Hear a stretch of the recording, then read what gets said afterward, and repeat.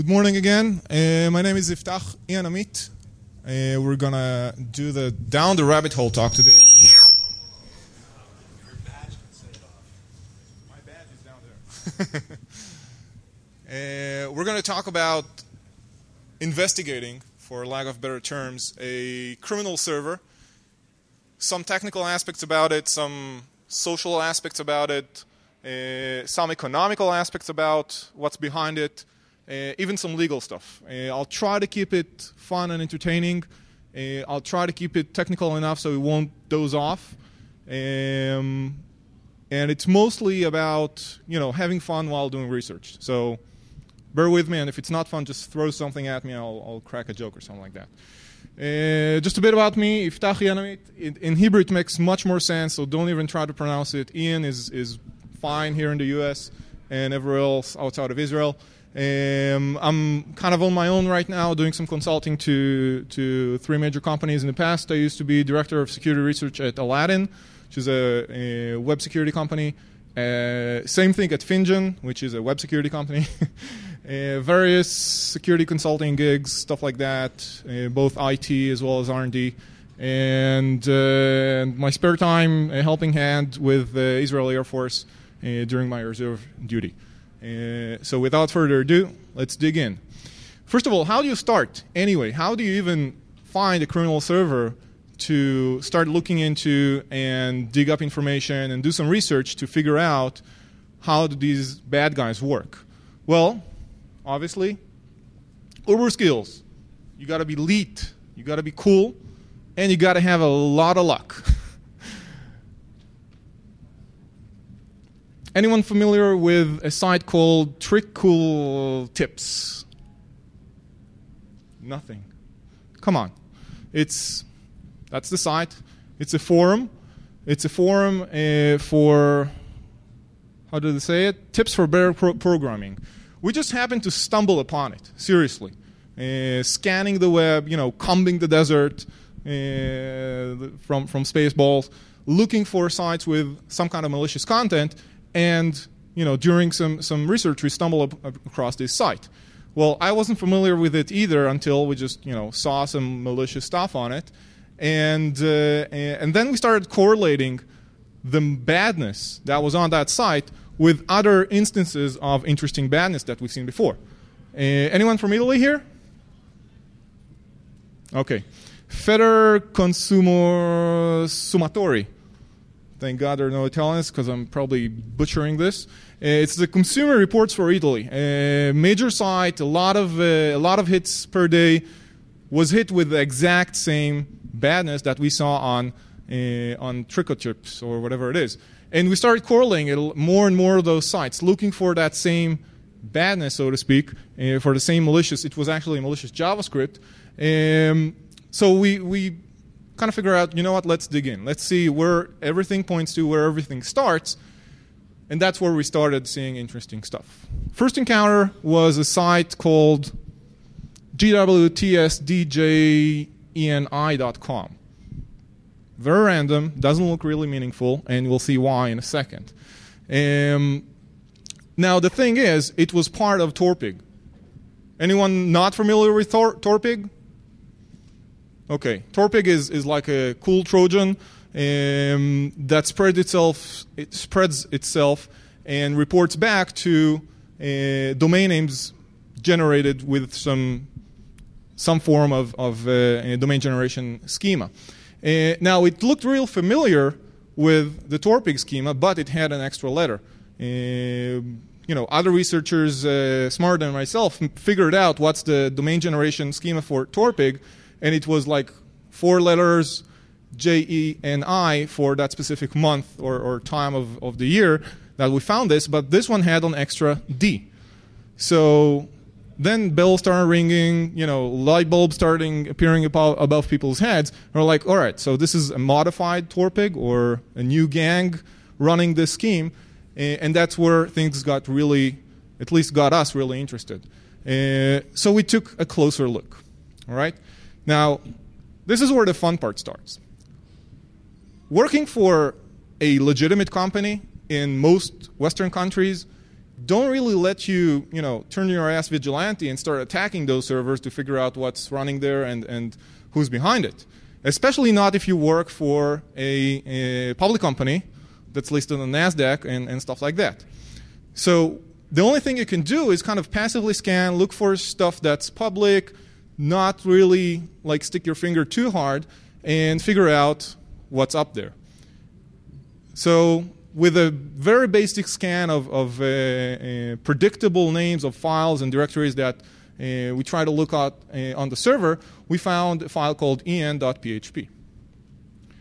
This turned out to provide us with this. Yeah, I know. Anyone recognize this? Yeah, it's a PHP shell. And then we were like, aha, this is where it gets really interesting. Now, we didn't really do any hacking so far, right? We're just, kind of lamers looking around. But you stumble across a PHP shell.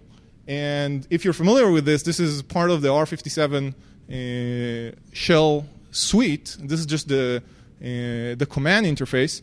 So if you look up for R57 shell.php, you get the whole thing. With the file transfer, the FTPs, the connectbacks, the emails, the whatever you want, the edits. Really, really cool. At that point, we're like, oh shit, all right. This might be a problem, even at that stage. Why? Well, it's not ours. It is the bad guys, but, are we even allowed to go there? And that's where the story gets interesting. Yeah. I did my bachelor's degree with some kind of legal kind of courses, but I've never thought I had to actually use them. First dilemma was, have you gotten too far? I mentioned it before. You look at a server and suddenly, bam, you got a shell. You didn't even do a connect back, you didn't fire up backtrack or a Metasploit or anything like that. You just got a shell on a criminal server that's attacking people and spreading bad code. So as for the first dilemma, well, we just followed and injected a script on a legitimate site. So we found out about the domain name, about the server legitimately. And we kind of ran across a service that was offered by the server. It wasn't protected, no passwords or anything like that. That led us, using our knowledge to figure out what's the full shell, the R57 new.php. Good so far. Second dilemma, how far can we go? That's where lawyers really get messy. Thank God for General Counsel back at the company and the New York lawyers that we worked with. And we figured out what can we do and what can't we do. We can't crack things. We can't guess things that aren't public knowledge. Is that a question? Yeah.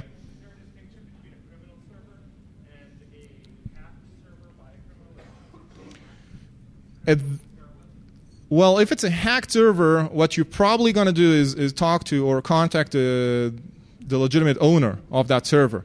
These questions are in the context of researching a criminal server. And even with that, and we'll get to why we're being so careful with the research itself, because it's got a lot of implication not only on the company, but on the actual research and its results. So basically, we can do whatever is being provided to us, whatever is being allowed to us through that shell with the permissions that it has. Means you can't do privilege escalation, even if it's just glaring obvious. You can't do that. You can use whatever tools are provided that are not password protected. But if you find additional information that is not protected, that can be used to access other parts of the site, you can kind of do that. And the kinda has got some legal fluff around it, so I'm not sure about it. Yeah? So if you found a file that had passwords to give further access to plain text, you could or could not? You kind of could, yeah. That's the that's as official as I can get, yeah. Now this not only applies to criminal servers, but basically any server you don't have a get out of jail free card for? I can't. It's kind of similar to the question that was raised before. if it applies to just to criminal servers or to any kind of server that you can investigate or look at. Again, this was in the context of researching a criminal operation or a bad operation. So again, talk to your lawyers, my lawyers, I don't care, and figure out the right answer. But this is, again, in the context of this specific investigation. So we can't brute force, we can't guess, but if they're out there provided to us, we can kind of use them. So thanks to our lawyers and legal department and all those nice guys that kept me up reading tons of material, we actually went down the hole. And what we found there was really interesting, because this goes beyond just some malicious JavaScript or another executable Trojan or something like that. We actually uncovered a lot of the behind the scenes, a lot of the back-end utilities and communications that the criminal groups, and there are multiple criminal groups using that server. It's kind of a lease a server or lease an operation. And we found just tons of stuff that provided us and the law enforcement around the world a lot of information to pursue those criminal groups. Starting with Newsploit, there were a couple of talks, at least that I went to, that mentioned Newsploit. I'm going to mention it again because I just, I spent a lot of time with it, and I'm not going to, just let it go. Newsploit is an attack framework used to spread malicious JavaScript attack clients and infect them with Trojans or whatever you want. Automated tools to inject legitimate sites with malicious code. All right, because you want to spread the word. You want to get to legitimate sites that are going to attack their customers, their visitors, instead of just providing all that badness from the criminal server. We found a PHP MyAdmin, which is, again, very useful for figuring out the back end. Truck full of Trojans, tons of them, unbelievable. We even found that this server was also used by the Synology group, which is why I mentioned before the modified Torpig domain generation schema. Tons of Trojans, and actually some of the Trojan generation tools back there. AW stats logs, always fun to look at someone else's logs and figure out, how active is that server, how many people have visited it, and get some statistical information from that. Setup instructions. I kid you not. Setup instructions. You get a manual that tells you how to install several parts or different parts of the software that is designed to attack visitors and manage those attacks. You just get the manual. A mail backend for tracking infections. A directory filled with OpenVPN certificates, because criminals are secure as well, and you need to connect to that server securely. All right, so you want to open an OpenVPN tunnel to it instead of just connecting plain text. A huge list of cPanel credentials. I'll talk about this later. This was kind of a whiteboard for the several people that were logging into the server. So one would write down, oh, look at that cool credential, and the other one would say, oh, yeah, I got it before. It belongs to some hosting provider, and so on. So really interesting.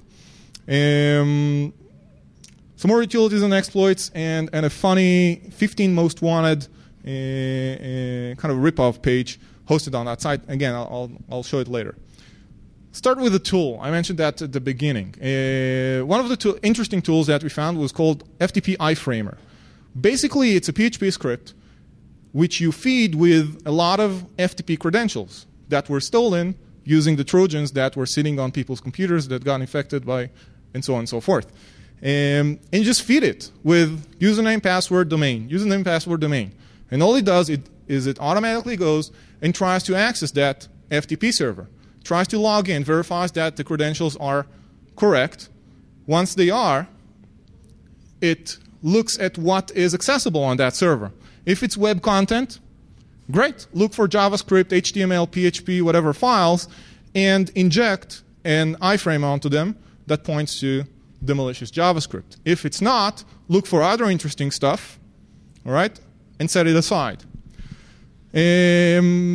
Supports several users, so each user has his own login and credentials that he uploads, so you can actually run multiple campaigns at the same time that are separate from each other to cater for several criminal groups, which means that this server, again, was leased to at least 3 different distinct criminal groups that we could point out at. And the logs themselves were accessible. We found more than 200,000 credentials on that server. That's more than 200,000 FTP servers that may or may not contain web information, web content, or even non-web content. Documents, files, applications, whatever it is, with credentials that vary from read-only to full access. The second tool that we found there, and I promised I'm going to linger onto that a little bit, is Neosploit. Well, Neosploit is my favorite. It's my favorite because it really shows how in the criminal community or criminal ecosystem, there is a supply and demand. There are the software developers and there are the clients. Neosploit has got a long documented history of development from a very simple exploit framework through its iterations and additions of multiple user support to support several criminal groups, enhanced reporting, multiple loader configurations, so you can say, you know what, if you're coming from this area, geographically speaking of the world, I'm going to provide you with that Trojan. But if you're coming from that area, there's another Trojan that specializes in, banking activities in that area of the world. Database is improved from flat files to a full-on sequential database. And in version 3, enhanced licensing, again, licensing in a criminal tool. I can't remember who talked about it yesterday, but they mentioned it as well. There's a full-on licensing scheme on this thing, and it's locked to an IP address and a user password. Enhanced installation through a SOX proxy that can only be resolved statically. Enhanced reporting on exploit ROI and database management. So this is kind of the 10,000 feet view. Digging deeper into the tool, we were actually able to gain access, obviously, to all the components. First of all, the installation script. I went through that before. The SOX. Cool install script, by the way. Great bash programming. Takes care of all the, it's kind of stupid proof. You just run it. It downloads the actual CGI, the compiled L files from a SOX through a SOX proxy. Sorry. Does all the version checking, all the permission checking. It creates the RC files and logs everything. We'll talk about the logging in a second. This is a quick view of the install script. Again, username and password are required to even start the installation. These guys are making sure that you're root because, wow, because you need to get there. This is a download URL, which again can't be accessed just like this. You have to go through a SOX proxy. This domain doesn't resolve to anything. Some error checking, the SOX retrieval. As I said, some cleanups on the Unix system, on the Linux system, init scripts. Everything is ready. And once this is installed, that's it. It will update itself regularly, and you're just good to go. This is what we got from the logs. Again, why is Neosploit my favorite? Because it's well maintained. You can see that there's a demand out there, and that the developers are responding to it.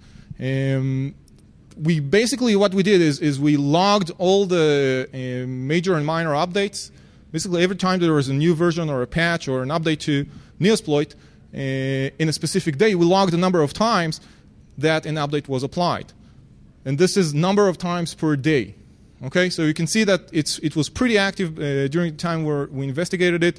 There were some rumors that Neosploit was gone when they came back with version 3.1, and after that they kept maintaining it for a short while until they died again. But that's a pretty interesting graph that indicates on the level of support and the level of updates that you're getting from a tool that you actually bought from these guys. I'm not saying even bad guys, they're just developers, yeah. That's 2008, yeah.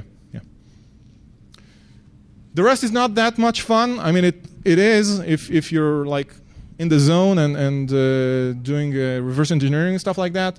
It's basically composed of 3 different parts. The daemon, which takes care of the database backend interface.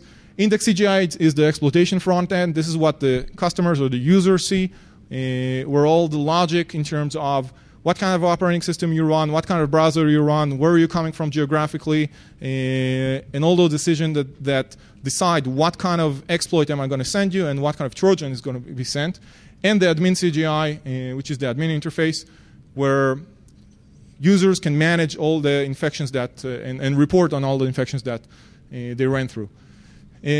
Some more digging into the actual tool. This is just the fun stuff again from the Neosploit key validation going on. They're loading the license, verifying the license against a server that's available, that the developers are running on the internet, and verifying that the installation is running from an IP that was actually licensed to run from. And this is some more logic in terms of referring this is from the customer or the victim endpoint, getting the hash of the IP and the browser string, validating the referrer because they came from a legitimate site, and I need to know or document which site actually sent them over here, picking an exploit and encrypting it and sending it back to the victim. This is a little more fun because you can get more data out of it. This is the admin interface. Again, there was a question here about using credentials that are written plain text, stuff like that. So yeah, that's the kind of. This was done using the admin user, so you can see all of the users that are configured on the system and using it to spread badness, and all of their statistics and specific, like detailed vulnerability, performance reports. That was back at the time where PDF was like really out there, and no one patches Adobe stuff and stuff like that.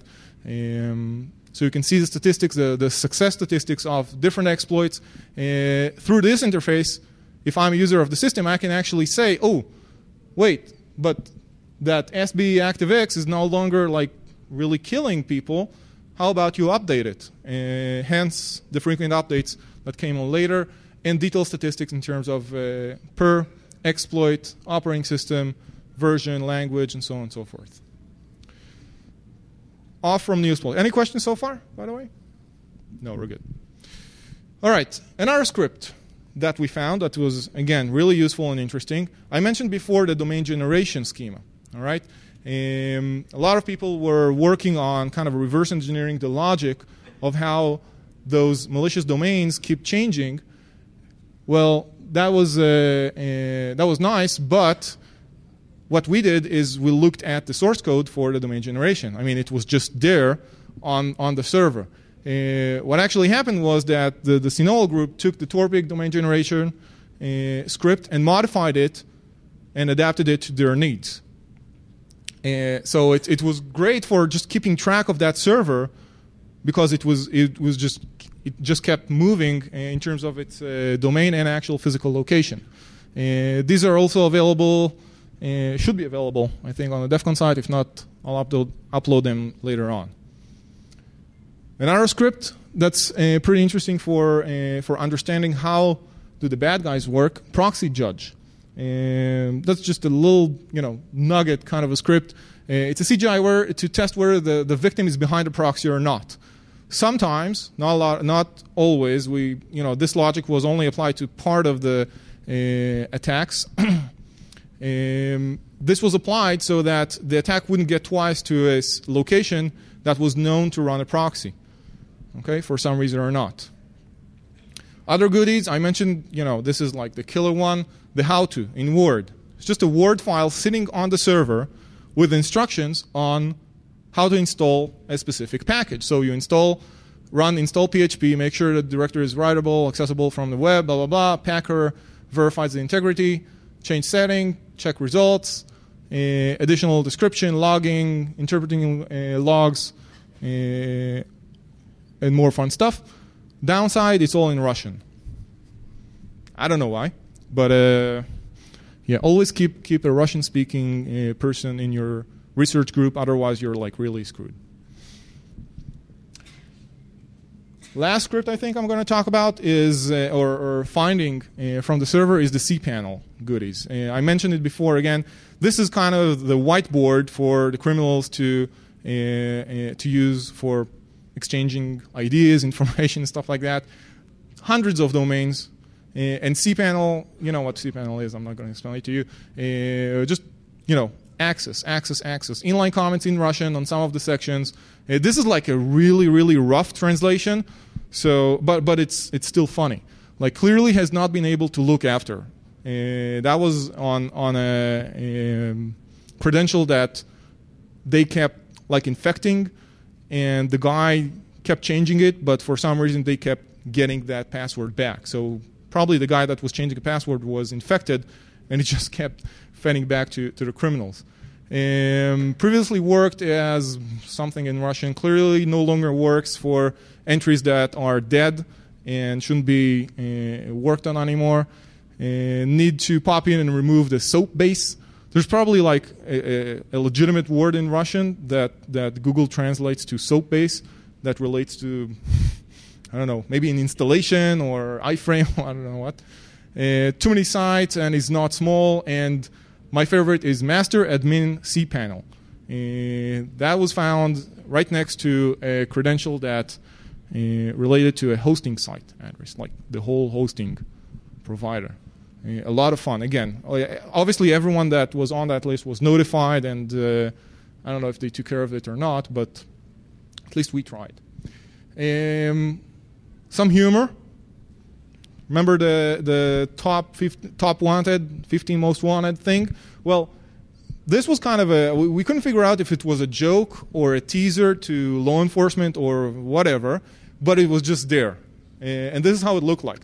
They took the U.S. Marshals 15 most wanted fugitives website, they ripped it off and modified it to contain their nicks and aliases and stuff like that. It's all in Russian. I don't know. It's kind of funny, but you know. Now, while we're doing this, obviously we're not just sitting on this data. Once we got like clearance from legal and stuff like that, we started working with CertCC. The reason why we worked with CertCC and not like specific certs in specific locations is that this thing was just so spread out that it was impossible for a team. I had like 5 people at the time working for me and myself to just keep emailing and phoning and contacting all those different locations. We had like 86 countries that were affected by this. So CertCC came to the rescue. I don't know if there are any CertCC guys here. You're not feds. It's okay. You just work with them. Did a lot of great work in terms of coordination and were very responsive to us. They actually created a small task force to handle all of that data that was passed along to them, and they passed it along to law enforcement as well. They analyzed the logs, and I mentioned before, 86 different countries, did all the notification process, and helped us, again, work with the FBI and Secret Service in the U.S. Because there are a few like high-profile government sites that were affected here as well. So that kind of raised their awareness, like, oh yeah, we'll work with you guys. Now, just to kind of visualize what kind of impact this single server had geographically, we took remember the 200,000 credentials I talked about before? We mapped them to the approximate geographical location of the associated servers they were given access to. So this is what we got. And that's the reason why, again, we worked with CertCC and not specific individual countries. This basically covers most of Western Europe, East Coast, West Coast, and some spots in the Far East Asia, Japan, and stuff like that. And even these guys, and you can't just say, you know what, I'm just going to focus on the US and a few countries here. Once you lay your hands on something like that, in terms of a researcher, you got to notify everyone. Everyone's on the same class. So, South Africa, Brazil, Peru, whatever is there, you can just, try to phone them all. So, did we get any closure on this? We did a lot of work in terms of analyzing the tools, analyzing the Trojans, analyzing the techniques that were used to distribute all this badness. We worked with CERT, to coordinate the notification to all the affected sites so they can clean them up and stop, exposing their users to that kind of badness. And it took a few good days to get the notification process. And after a few good days, most of the sites were fixing their code, removing the iframes, removing the injections, whatever it is. And we actually tracked this through the admin interface for Newsploit, because that's just what we had in place. I'll clarify this. This graph tracks down the top 5 users that were set up on the Newsploit attack framework. We just mapped out the number of exploits per day that were served and yielded an installation of the Trojan throughout a period of, I don't know, 3 weeks or something like that. This is the aggregated one with annotations. This is the time where we notified CertCC and broke the news and kind of started calling people, shaking down, whatever it is, fix your site, this is vulnerable, this is a problem, you're infecting your users and all that stuff. And you actually see a decline. And we're kind of, great, we're doing some good job here. And we're working with CERT, and people are fixing their websites, and we're fighting the crime, and yeah, we're kind of vigilante, but we did it the right way. And then this happened. What we didn't do is that we did not break the business model. These guys get credentials all the time. These guys just keep, promoting and marketing and getting new sources of infections every day. And they figured out that if their stats are down, they just need to hit refresh on some of their sources. And that's what they did. So you see a quick peak in terms of site infection that yields installations, and then a dip after a lot of the sites fix it, and you just get back to the levels of you have a solid install base, so to speak, of sites that distribute your malware, and afterwards, even a greater rise after someone got pissed or something like that, and started working harder. So we didn't really get full closure on this. We did get a lot of information on how stuff works. We did make a lot of ties between the different providers of the software that we found on the server, and we got a lot of insight on how criminals actually work in terms of leasing or providing access to, running a single server that caters for several criminal groups with the segmentation between them and stuff like that. But we weren't really happy with this. Now, I did promise a Mokolo connection. Anyone familiar, heard of Mokolo? Yeah, all right. Mokolo was shut down, happily. It's an ISP here in the US. A lot of bad stuff happened there. And this was before Mokolo was shut down. And you probably recognize this. Joker, by the way, is the user that managed this server. And this is us looking at the PHP shell running W and seeing that someone else is logged in to the server at the same time that we're looking at that PHP shell. And this is as close as I'll get to like a criminal in real time. Right after that was a phone call that I've made to tell someone to, dude, work something out. It's out there. This is, after all the notification went out and law enforcement was actually in play in terms of tracking down the server and stuff like that. So, but the interesting stuff about this is that the IP address from which the user is logged in actually belongs to Mokolo. So that was just another layer or another evidence in the heap of evidence that gathered up that helped close down Mokolo. So Joker was helping Mokolo get shut down. Now, if we are getting close and personal as we did before, we did find something interesting. Some of the applications weren't just publicly accessible to everyone. Okay, some of the more sensitive applications that manage infections and stuff like that, were not just open to the public, and they were protected with an HT access on the web server. Now, HT access was configured with specific IP addresses that helped, again, this is information that was passed on to law enforcement, helped them point a finger in terms of, oh, so it's that group that's working out of Denmark and that group working out of DC and Newark and Russia and whatever it is, which is pretty helpful if you keep that on your server and limit access to specific users. You're basically outing them if that server gets compromised. Now, everything that I mentioned so far and covered so far talks about cyber crime. All right, this is the intent of getting, John Doe and Jane Doe infected on their home PC, running some kind of Trojan that's going to keylog them and send all their credentials and perform financial fraud and banking fraud and stuff like that. But what's the link between these kind of activities and cyber warfare? Well, yesterday I was at the talk, the cyber warfare talk by Jason, and I promised him some interesting findings from my talk. So here goes. Now, what I'm going to show you is the only thing that was kind of allowed to be shown publicly.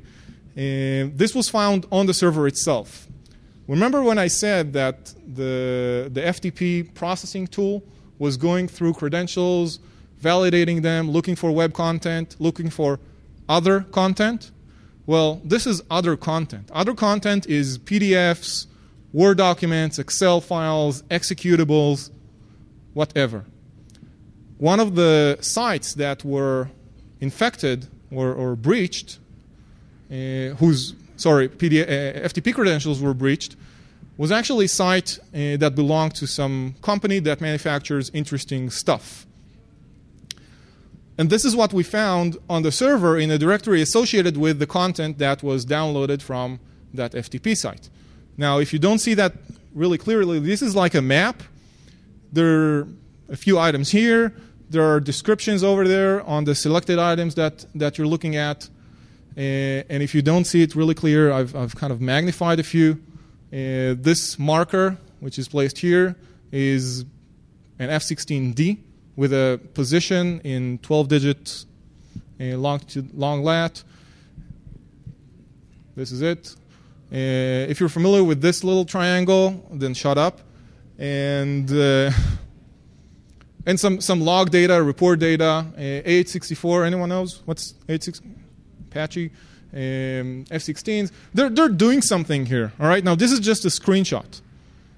Okay, that was sitting along with the application that's running this thing, with documentation, with data, with stuff that I was appalled when I saw there. But that's there. And guess who's going to be the customer of that kind of data? All right? It's not Raytheon or anyone like that. It's a bigger organization or a government that would like access to this kind of information. So some final words.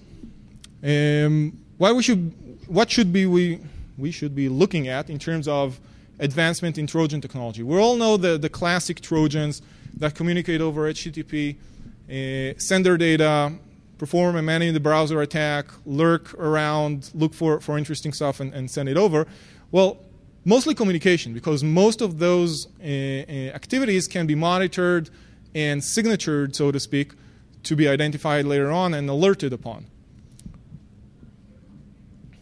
What if we apply the kind of the communication mechanisms of Web 2.0 to Trojans? Well, this is an idea that has been run around in the industry for a while. Everyone's been trying to get their heads around this in terms of how to cope with this problem. Fortunately, I haven't seen anyone use this yet. But again, the classic communication was Trojan, command and control center, and HTTP back and forth.